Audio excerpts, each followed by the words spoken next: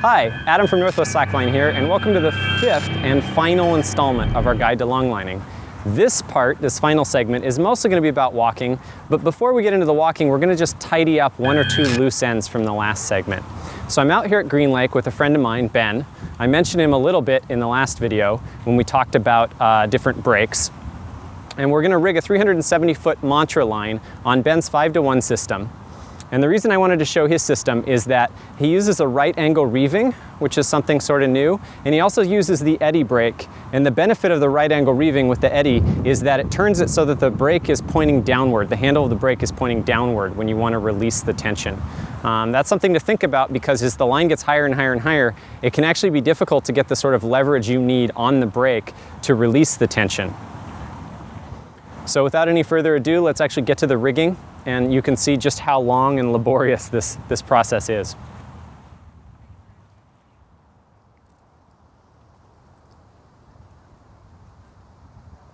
So one thing I don't really love about the eddy is that you actually have to take it off of your rigging plate, or in this case off the becket of the SMC pulley, so that you can feed the rope through it. So I'm not thrilled about that.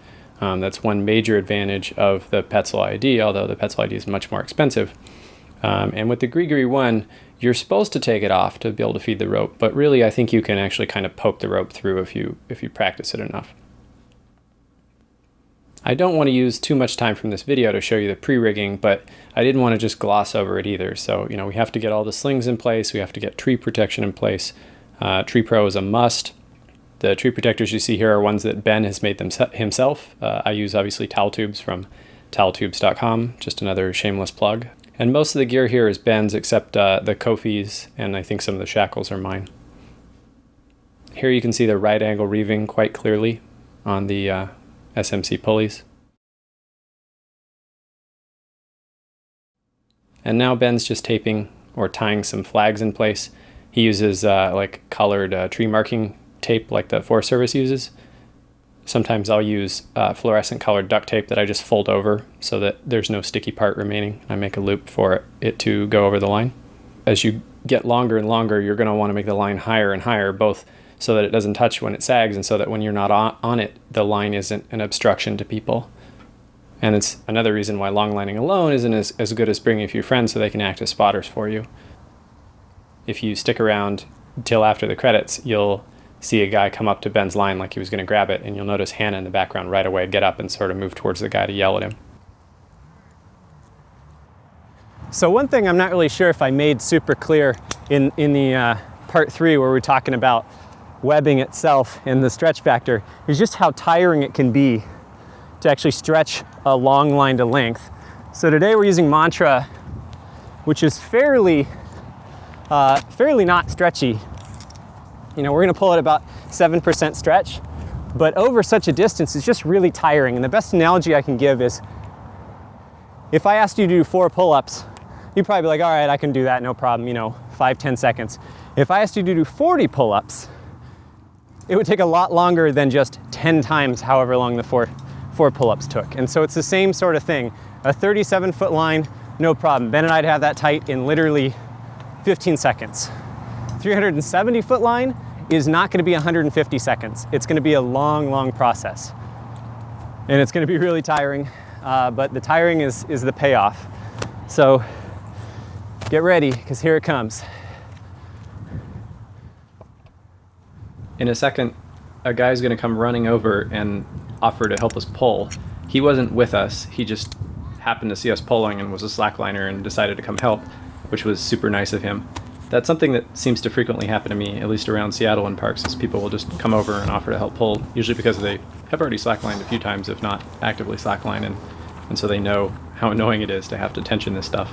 I'm just going to leave the video playing. It's going to speed up to faster than real time so we don't use up too much time here, but I just want to show the whole process of sort of tensioning.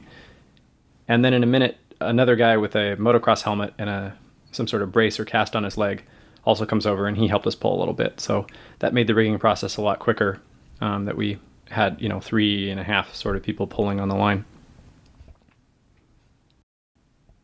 One thing that did happen is Ben noticed that as we were doing the last kind of final bit of tensioning, it was just me and Ben pulling, that the eddy brake that he uses was actually slipping. We're not sure why this exactly is. In other tests done by Jerry from Balance Community, it's held a lot more tension than this without slipping.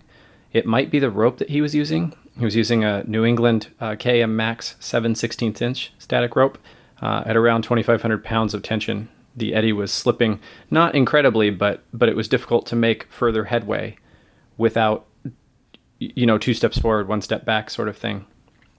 And ultimately what we did was just put an ascender in place right below the eddy so that the rope couldn't slip more than a fraction of an inch through the eddy before the ascender was held taut. I don't want to spend too much time in this video showing you all the little personalizations of how I set my stuff up, because you'll figure that out. But one thing I do want to reinforce is that you need to back everything up. So when a rope dangles, knot it off, clip it to something. Just think about what can break, put another sling or another rope or something in place in case that does break or does slip so that no one is harmed.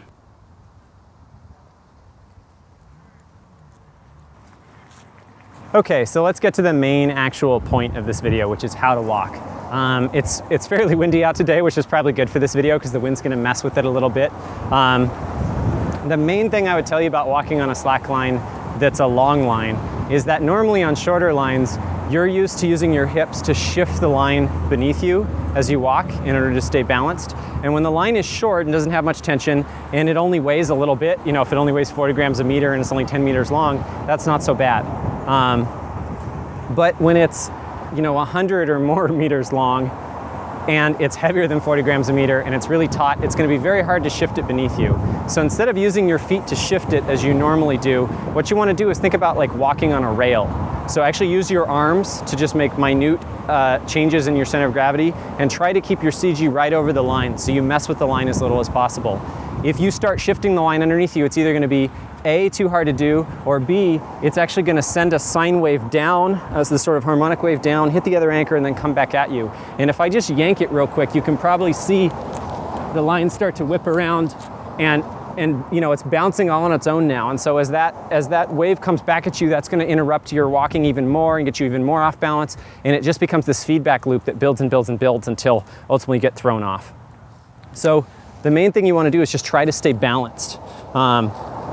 Also, if you're not used to walking near the anchors of any line, if you normally put up a 50-foot line and the last 5 feet you don't really walk in, it's going to be difficult because especially down here, there's almost no movement at all. So one thing you can do before you start longlining is just get used to walking at the actual anchors. So having one anchor low is useful. That way you don't waste a bunch of energy getting up, since the other anchor is definitely going to have to be at the 6 or 7 foot high range, depending on how long the line is. And then I'm just trying to use my arms to keep all my weight right over the line. I'm trying not to interrupt the balance of the line. Try to keep the line nice and smooth. And now I'll sort of walk badly. I'll try to make it really wobbly, and you'll see the line is going to fight me. This is sort of what people do when they first start to walk, where they're way off balance. They get all fighting it. They get all this sort of weird wobulations going on, oscillations going on in the hips. And then as I get to the end, of course, it doesn't wobble as much. And so now it chills out.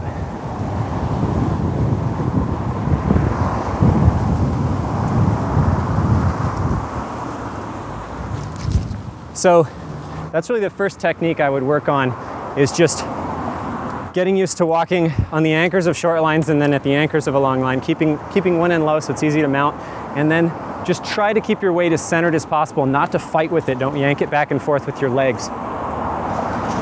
So the only other thing I want to mention is that the line has what we call transition zones. So the line is basically divided into quarters, and at each sort of quarter point, so in the middle, at the first fourth, and at the 3/4 mark, you get some sort of harmonic where you actually act as a node, and the line has a sine wave in front of you and a line has a sine wave behind you, and right at those nodal points, they sort of counter out, they cancel each other out. I'm not a physics guy, so that's the best I can explain it. When you walk the line, you will know, because it will get very difficult as you approach the transitions, and then right as you walk past them, or right as you get to them, the line will go just dead silent on you. And Ben is actually on the line now, trying to walk badly and introduce some trying to introduce some nodal harmonics at the transition so you can kind of see what I'm talking about. And right in front of him, you can see the line sort of flopping around. You can see the sine wave happening. And beneath him, just to a lesser extent. It doesn't maybe look as good as I would like in this video, but trust me, you will feel it when you walk. So it was serendipitous that this guy Michael ran up and offered to help pull and then wanted to walk it later. So I can actually show you now what it looks like when someone who's never been on a long line, who's only walked a 30-foot line, that's what he owns, walks this. And you can see, he's apparently quite adept at the 30-foot line. He's been doing that for years. And you can see it's just very challenging to make the transition at first. But if you stick with it in a few hours, especially on like a 100-foot line to start, or maybe 120 or 130, if you stick with it within a few hours, you'll really start to get it. And then you can build the length, 150, 160, 180, 200, somewhere about 300 to 400. You really need to get dialed in. You need to be very, very precise. Otherwise, you're just never going to be able to super long line. If you're trying to do 400, 500, 600-foot stuff, the only way to do that is to be completely dialed on 200 and 300-foot lines, to where your arms never get tired because you're not fighting with the line, and to where you never even feel like you're at risk of falling.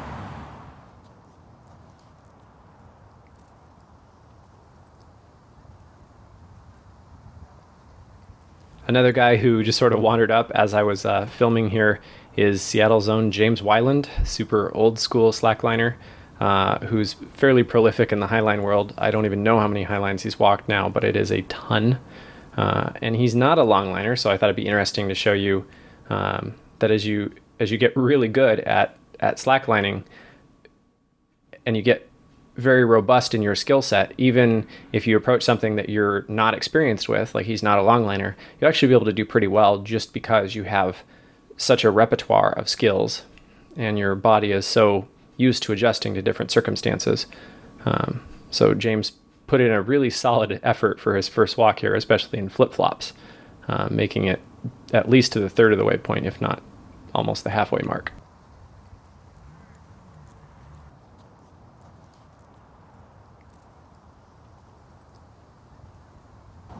Also, in addition to learning to walk, you're also going to need to learn to fall. I think the first few times you fall, you're going to get bit by the line pretty good. It's going to slap you. And then eventually you'll just sort of learn after getting bitten a few times what not to do.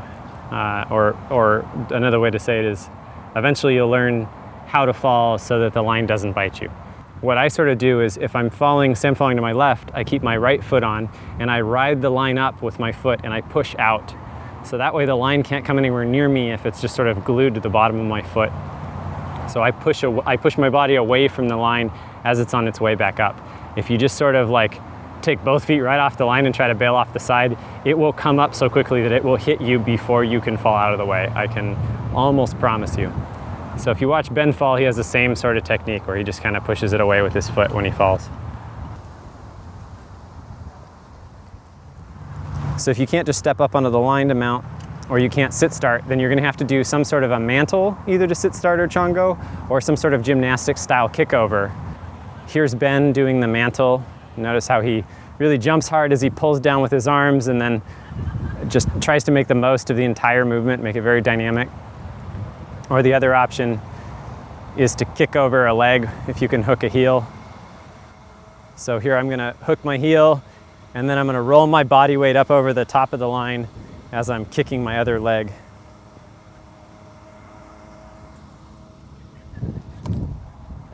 It's not super elegant when I do it, but it works.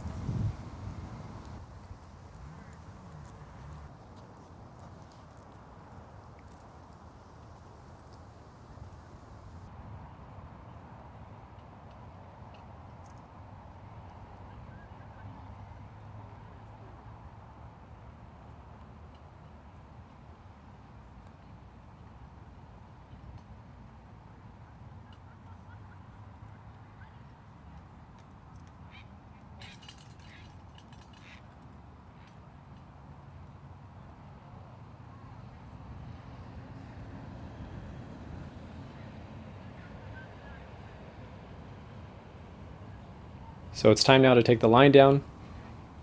If you have any backups in place, go ahead and untie those. If your multiplier or something's still hanging on there, which I don't think it should be, but if it is, go ahead and unclip that. get everything off the line so you can release the tension.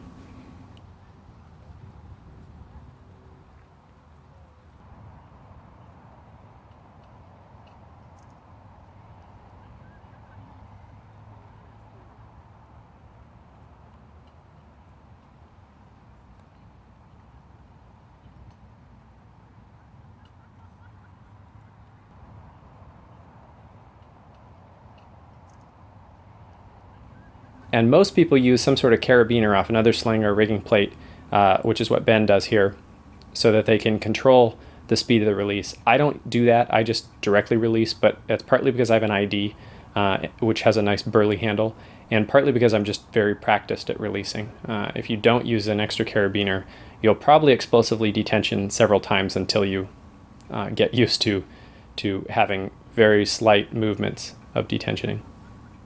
Also, if you're really worried, instead of just running the rope through the beaner like Ben here, you can use a Munter hitch to really control the speed. So release all the tension, get all the tension and start unclip everything. Go ahead and coil your rope back up, butterfly coil your line up, or throw it in a rope bag or whatever you do with it. Get all your gear assembled back together, and then remember, leave no trace. So hopefully the trees look just as nice and are just as healthy as when you first came.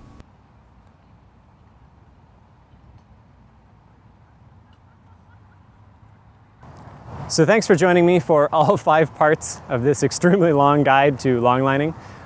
Just a reminder, our website, NWslackline.org or NWslackline.org, has lots of other links and references beyond what's in the video. So if you've just been watching these on YouTube, maybe go check out the site. Back everything up. Don't use gear that's damaged or you don't know, who made it and whether or not it's good gear or not. Be cautious. Always think about ways someone could get hurt if something went wrong. And other than that, just have fun. Try to walk steadily over the line rather than moving the line beneath you. And I know in no time at all, you'll be longlining good distances. See you soon.